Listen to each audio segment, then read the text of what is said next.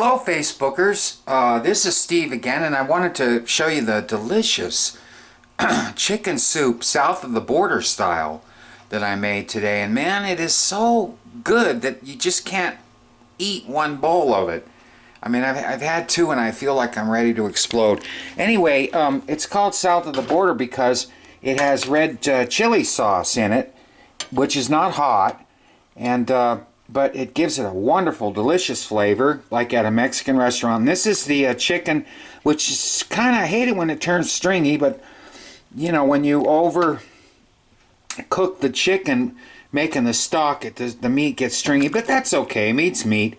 That there's all kinds of pasta noodles in there, celery, peas, carrots. Just, you know, you get the ladle like this, and here we'll ladle some out, and oh God, is it good. And then there's Mexican spices in there, a little cayenne pepper, a little red New Mexican chili powder, just a little bit. And let's see, let's get some of that juice, like that. Maybe, let's see. God, look at it. It turns stringy though, but next time I won't cook the chicken so much. Let's put this in. Okay. Ugh. Hate that when the meat gets stringy. The other parts of the chicken don't seem to get stringy like that. But anyway, there's a rather big bowl of it. I'm going to put this back in because I'm full. I'm just doing it to show you, but yeah, there's celery, chopped celery and carrots, and some potato to absorb any bitterness, if there was any, from the chili. Then, of course, I just used the chicken breast meat, and then some noodles, and oh God, it's so delicious. Let's see if we can get me to. It has just the right amount of salt and pepper in it. Oh God, I don't know. I think I might eat that bowl. I feel like I'm gonna explode. Anyway, it's so delicious and so hearty and stuff. But aside from the chicken turning stringy, see, that's the thing about putting meat in your soup, is that if you boil the chicken, slow boil the chicken to make the broth.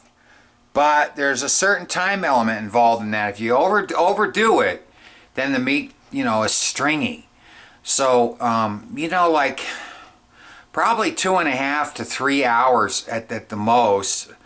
Some people just boil it for like 45 minutes and then take the meat off and then throw the bones back in the pot. But the flavor's in the meat and stuff. So, I mean, it doesn't give it enough time to do it that way, So, but anyway, I just had to show you. And then I have some of this kind of crusty sourdough bread that I had with it. But, oh God, it's tempting to have another bowl, but I feel like I'm ready to explode, so I better not. There's something going on, though, with my stomach. I think that the meds I take are having an effect on digestion and interfering with it somehow. But anyway, we'll find out about that tomorrow. The doctor did a special blood test and then a sonogram to look at your organs, like they do to see if the baby inside. Well, they also do those to look at your liver and your kidney and while they're working and stuff like that, to see if maybe there's a little tumor in there or something like that. I hope there's nothing like that going on. I mean, that means that I'd have to stay at the hospital and all that stuff. I don't want to, but if it happens, it goes that way, then it goes that way. So, anyway, on this cold, wintry night, little Jeff, what a nice little pretty cat. Oh, yeah. Oh, such a nice. See, when a cat shows you its belly, that means it trusts you. Yeah, she lets me. In fact, she turns that way. She wants me to touch her belly. But they're very sensitive about their bellies. They don't let anybody just, you know, scratch their bellies unless they're a real friendly cat. But my cats are kind of not. Well, they're very loving. Stop that. Don't scratch on my chair. I hate it when they do that. Especially when they've got a cat tree and scratchers. But anyway, you know, not all cats will let you know, pet their bellies. And this is in the cat lore book, a couple of books anyway, about cats and their habits and stuff like that. So, but, you know, if a cat shows you its belly, it's content and happy. And you know, like a mother cat, well, she never had any kittens, that little gray cat. And, you know, I got her, see that after I eat, I have kind of like a gas buildup in my stomach. And I want to burp, you know. Now, like, if I drunk some Pepsi Cola, I would burp. And that would be wonderful because it's like a baby burp. They instantly feel much better when you burp a baby. But there's some sort of, maybe the pain pills have something to do with it too. They affect your your ability to go to the bathroom. I might have to just totally like quit taking them, and I don't know, man, because if I don't take those, the Lyrica reduces the burning sensation of the neuropathy in my feet, but the painkiller stops those horrible spasms and shooting pain and aches and stuff, you know. So that, and it's a very mild one, but still, it just takes that off of me so that I can, and also I'm able to walk. If I don't have those, and I can't really get very far walking around, my whole foot area hurts.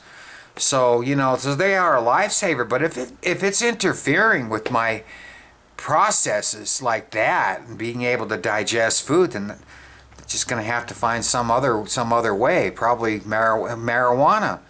You know, they have it's legal here, medical marijuana, and they have centers where you go, but you got to lay out all this money and go through all this rigmarole, you know, to get a card. You know, they want like $300. They have to get this document notarized. You fill out these forms and blah, blah, blah. Then they send it to the state, and then the state approves it, and you've got a time frame like 15 days, or that you have to do the whole thing again. You got to go to the motor vehicle department. And when in 6 months' time we can just buy recreational kind. But the thing about that is they give you more for medical marijuana than they'll sell you for recreational. There's a certain limit on the recreational marijuana that you buy. You just can't go and buy a pound of it and all that stuff, you know, like, you know, people do, and then they try to sell it to other people. So the state's in on that, you know. So plus the state is heavily taxing the recreational marijuana. Yeah, they're in on that too. And they're saying that money will go to the schools. They always say it. They always use education as an excuse to, you know, to tax people. We already pay high taxes here anyway, and whenever we buy something, except for food, that's not taxed here. But yeah, the politicians always, you know, they always attach the children and the school and education. And then, you know, you see on the news like a year later, they're wanting more money to build more schools, or they need to fix schools. And I'm saying to myself, well, wait a minute, you taxed us already for cigarettes. Like they put a big ass tax on cigarettes. I mean, they used to be like $4 a box. Now they're close to $7. Of course, I stopped smoking, but you know, so every once in a while I get it. If somebody offers me one, I'll take a puff from it, and you know, I test myself, you know.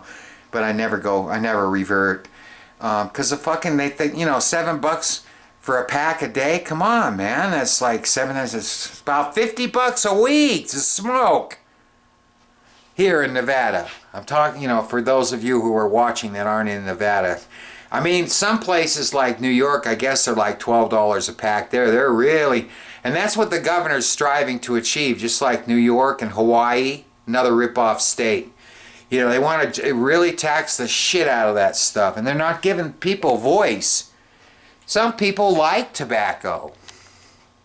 Yeah, you know, some people really enjoy it. They take comfort in chewing tobacco and in smoking tobacco, just like they do when they have a drink. Alcohol kills people too, like my roommate, my friend Mark. Killed him, destroyed his liver and his pancreas. So alcohol's just as bad as any other vice, like smoking. Marijuana too, you inhale that smoke and it goes in your lungs. You know, that's not good. That's why I don't do it. You know, you know how I, you know, watch my health and everything and make soup like that and what have you, you know. But yeah, so, you know, already the politicians, the dirty, nasty, rotten politicians, I hate them, they're bums. They get their finger in the pie, you know, and heavily tax it so you know, you can't enjoy yourself. It's really, you know, something if you think about it, everything that we enjoy, they have taxed and taxed and taxed. And it just ruins it, you know. If I want to buy a bottle of, like, at Christmas time, some rum to cook a cake with and stuff, I'm going to be paying $35 for a bottle of the good stuff. It's just out of control ripoff anymore. And I guess I'm rambling on and on, so I will stop there. I just wanted to show you that delicious soup. And yeah, the redness is from a small can of enchilada sauce, which is just really red chilies, but not the hot kind. The soup is not hot. I put a few little red pepper flakes in for flavor, seasoning.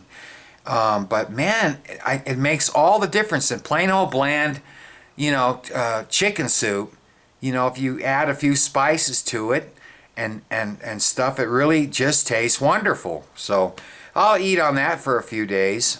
That's not upsetting my stomach, the spices. There's some, because I have been eating chilies and spices for years, and my stomach has been fine. It's not that. It's I think there's an interference with the meds that I'm taking, and they can do that to you too. Your blood pressure meds, you can't eat grapefruit when you're taking high blood pressure meds. Causes all kinds of weird stuff. Food interacts with the drugs that they you know, they don't. I don't think they fully test these medications for people. So, but we'll find out tomorrow whether my stomach is okay or not. You know, I just don't want to have to go to the hospital. You know, and I have these animals, my pets here to take care of. I just, you know, but we'll see. Anyway, have a nice day. Happy, I think tomorrow's Tuesday. Yes, it is. Tomorrow it will be Tuesday, January 24, 2017.